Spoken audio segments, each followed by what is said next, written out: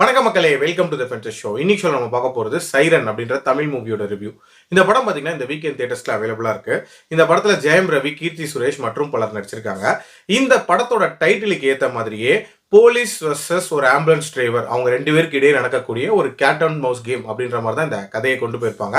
இந்த படத்தோட கதை அப்படின்னு பாத்தீங்கன்னா, செய்யாத தவறுக்காக ஜெயில் தண்டனை அனுபவிச்சுட்டு வர ஜெயம் ரவி பரோல்ல வந்து 2 வாரங்கள் வெளியே வராரு. ஸோ தன்னோட அந்த நிலைமைக்கு காரணமானவங்களை வந்து அந்த பரோல் பீரியட்ல வந்து ஒருத்தரையா பழி வாங்குறாரு.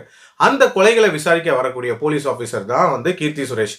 கீர்த்தி சுரேஷ் இந்த கொலைகள் எல்லாம் ஜெயம் ரவி எப்படி பண்ணாருங்கிறத எப்படி ட்ராக் பண்றாங்க, ஜெயம் ரவி மாட்டினாரா இல்லையா, ஜெயம் ரவியோட வாழ்க்கையில என்ன மாதிரியான சம்பவங்கள் நடந்துச்சு, இந்த மாதிரி நிறைய விஷயங்களை சொல்லக்கூடிய ஒரு படம் தான் இந்த படம். இந்த படத்தோட கதையை பொறுத்த வரைக்கும் பாத்தீங்கன்னா ஒரு அதர பழைய கதை அப்படின்னே சொல்லலாம். ருட்டீனான ஒரு ரிவெஞ்ச் டிராமா எப்படி இருக்குமோ அதே மாதிரியான ஒரு டெம்ப்ளேட்ல எடுக்கப்பட்ட ஒரு படம் தான். அதாவது தான் செய்யாத தவறுக்கு ஒருத்தன் ஜெயிலுக்கு போறான், திருப்பி வந்து பழி வாங்குறான் அப்படின்றது காமனா நிறைய படங்கள்ல வரக்கூடிய ஒரு விஷயம். பட் இந்த படத்துல ஏதாவது புதுமையா பண்ணிருக்காங்களா அப்படின்னு கேட்டீங்கன்னா சத்தியமா இல்லை அப்படின்னு தான் நான் சொல்லுவேன். ஆக்சுவலி அந்த ரிவெஞ்ச் போர்ஷன்ஸே வந்து ரொம்ப இன்ட்ரெஸ்டிங்காலாம் காட்டல அப்படின்னே சொல்லலாம். ஜஸ்ட் லைக் தட் யோகி பாபுவோட சேர்ந்து ஜாலியா ஃபன் பண்ணிக்கிட்டே கொலை பண்றது அப்படின்ற மாதிரி காட்டியிருப்பாங்க. அதுல இன்ஃபேக்ட் வந்து ஒரு பர்டிகுலர் சீன்லாம் வந்து கண்ணாமூச்சி விளையாடுற கேப்ல கொலை பண்றது அப்படின்ற மாதிரிலாம் வச்சிருப்பாங்க. அதெல்லாம் ரொம்ப ஓவரா இருந்துச்சு அப்படின்னே சொல்லலாம். சரி, அந்த ரிவெஞ்ச் போர்ஷன் தான் அப்படி இருந்துச்சு. சரி, இதை இன்வெஸ்டிகேட் பண்ண வராங்களே கீர்த்தி சுரேஷ், அவங்களோட ரோல் ஏதாவது வித்தியாசமா இருந்துச்சா அப்படின்னு கேட்டீங்கன்னா அது இதோட ஒஸ்டா இருந்துச்சு அப்படின்னு நான் சொல்லுவேன். ரெண்டு விஷயத்தை தான் படம் முழுக்க மாத்தி சொல்லிட்டே இருப்பாங்க. ஒன்னு, அவங்க அந்த கொலையை பண்ணல, இன்னொன்னு நீ தானே அந்த கொலையை பண்ண அப்படின்ற இந்த 2 விஷயத்தை தான் மாத்தி சொல்லுவாங்க. மற்றபடி வேற எதுவுமே இல்லை அப்படின்னே சொல்லலாம்.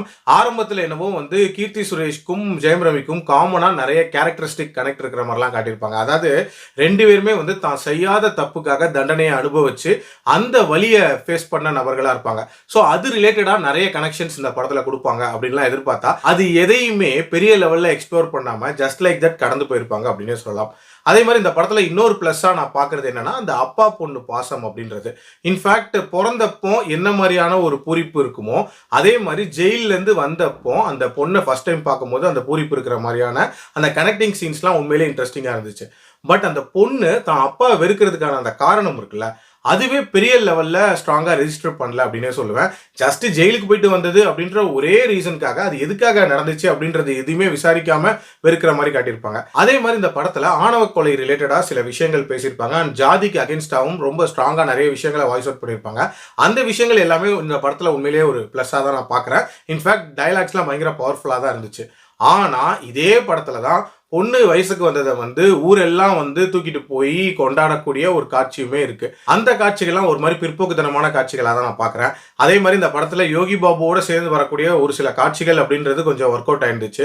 அண்ட் ஓவரால் சுத்தமா பார்க்கவே முடியல அப்படின்ற மாதிரிலாம் இந்த படம் இல்லை. ஆங்காங்கே ஒரு சில விஷயங்கள் கொஞ்சம் இன்ட்ரெஸ்டிங்காக அமைச்சிருந்தாங்க. பட் கம்ப்ளீட்டா பார்த்தீங்க அப்படின்னா ஒரு மாதிரி ஒரு ஆஃப் குக்டு த்ரில்லர் அப்படின்ற மாதிரி தான் தோணுச்சு. என்னோட ரேட்டிங் இந்த படத்துக்கு 2.5 அவுட் ஆஃப் 5.